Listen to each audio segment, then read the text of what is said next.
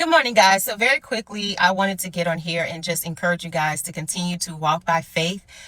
In Luke chapter 7, there was a centurion who had a servant who was at the edge of, or at the brink of death. He was sick and very ill. And when he had heard about Jesus and all the miracles that he was performing, all the things that he was doing, he sent some Jewish elders to go and get Jesus to come and heal his servant. And so the Jewish elders did go, and they began to bring Jesus back to the centurion. And then I guess at that point, the centurion realized and said, hey, I'm a man of authority. I tell this one come and he comes, and this one go and he goes. And so he sent his friends to meet Jesus and the Jewish elders and say, you know what, don't come any further, because I understand authority and I understand that you walk in authority. All I need you to do is speak the word, and I believe that my servant will be healed.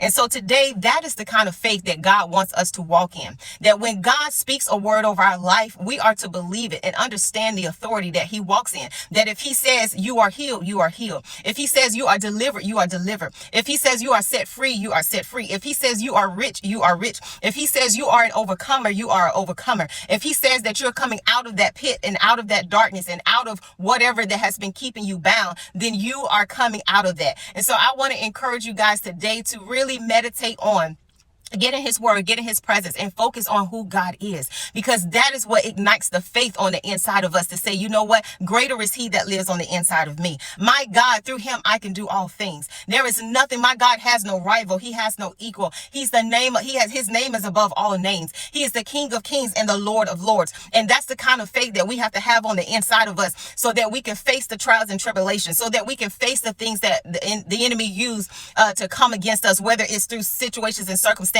whether it's through people, whatever it may be. But in order to be able to stand our ground, in order to walk in the faith that the centurion walked in, we've got to believe and trust in God as far as who he is. It's not about us. It's not about what we can do. It's not about what we have. It's not about the influence we have. Is all about him. And when we get a revelation of who he is, nothing will be impossible for us. Nothing will be able to move us. So sometimes, we get discouraged, we get knocked off the path, we get knocked off our game or whatever. We kind of lose our way. But the quickest way to regain that focus is to get our focus back on him.